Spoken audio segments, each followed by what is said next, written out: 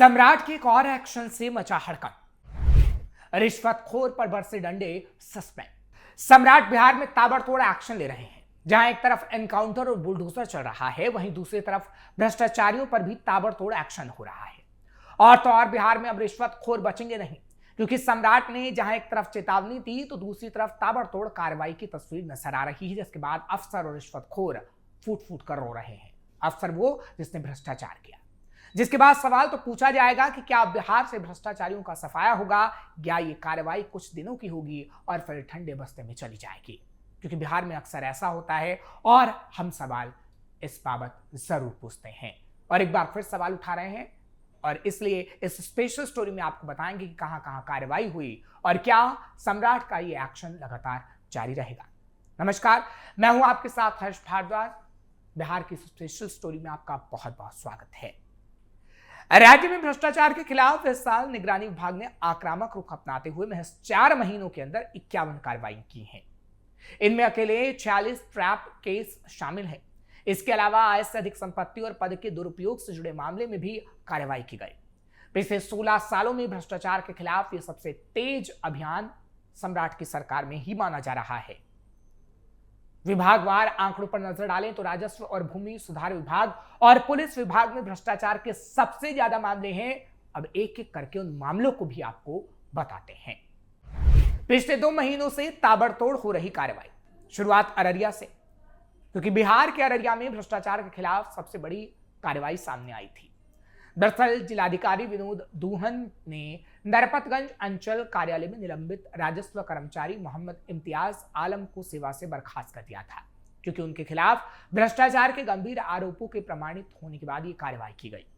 मिली जानकारी के मुताबिक नरपतगंज प्रखंड के ग्राम रामघाट कोचकापुर निवासी कमलेश्वरी यादव के जमीन संबंधित ऑनलाइन नाम और रकबा सुधार के आवेदन के निपटारे के लिए आरोपी कर्मचारी द्वारा 15,000 रुपए की अवैध राशि की मांग की गई थी।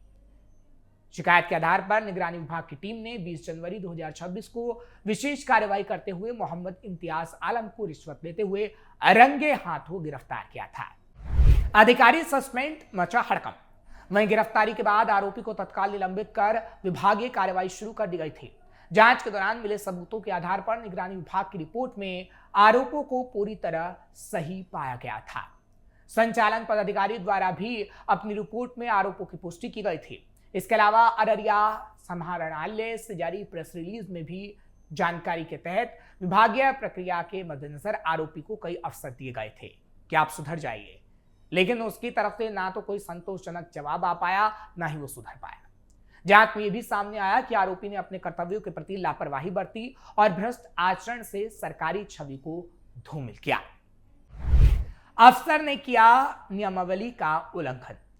प्रेस रिलीज में कहा गया है कि अनुशासनिक प्राधिकार द्वारा सभी तथ्यों, साक्ष्य और नियमों के आलोक में आरोपी का कृत्य बिहार सरकारी सेवक आचार नियमावली का उल्लंघन है।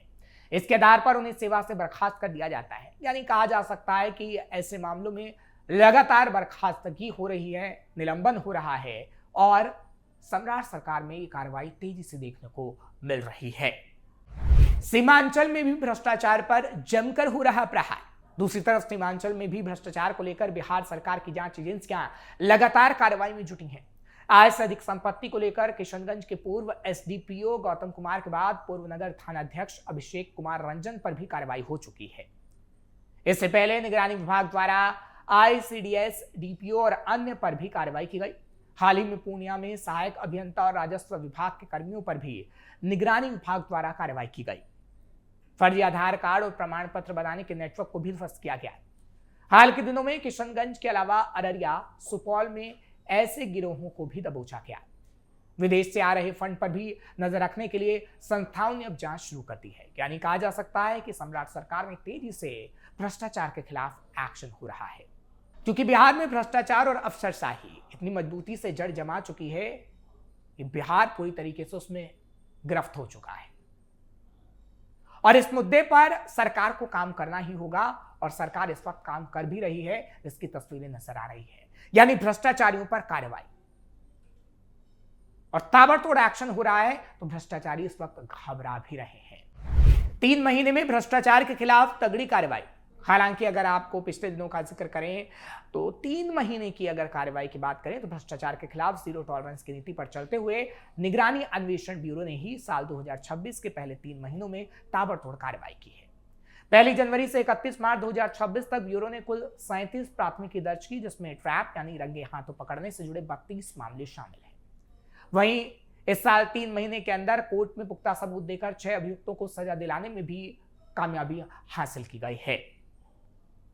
वहीं निगरानी ब्यूरो से मिली आधिकारिक जानकारी के मुताबिक पिछले 3 महीने में इन कार्रवाइयों के दौरान कुल 29 अभियुक्तों को रिश्वत लेते रंगे हाथों पकड़ा गया है।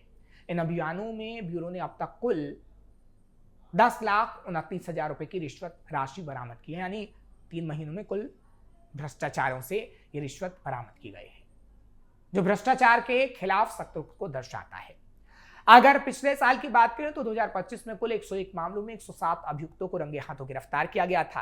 भ्रष्टाचार के मामले में इनमें 21 महिलाएं और 8 लोक सेवक भी शामिल थे। हालांकि इस दौरान 87,80,800 रुपए की रिश्वत भी बरामद की गई थी, यानी टोटल आंकड़ा आपको बता रहे हैं कि पिछले साल और इस साल का मिलाकर कितना पैसा जब्त किया गया, जो भ्रष्टाचार की कमाई था।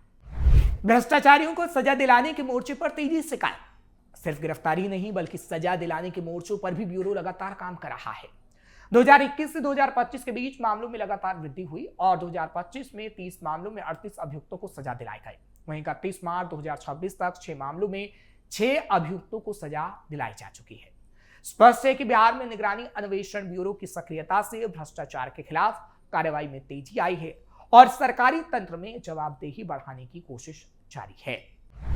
बिहार में भ्रष्टाचार खत्म कब होगा? बिहार में घूसखोरी से नोटों का अंबार लगाने वाले सरकारी कर्मचारियों की संख्या दिन दुनी रात चौगुनी बढ़ रही है। एक किस्सा खत्म नहीं होता कि दूसरा सामने आ जाता है।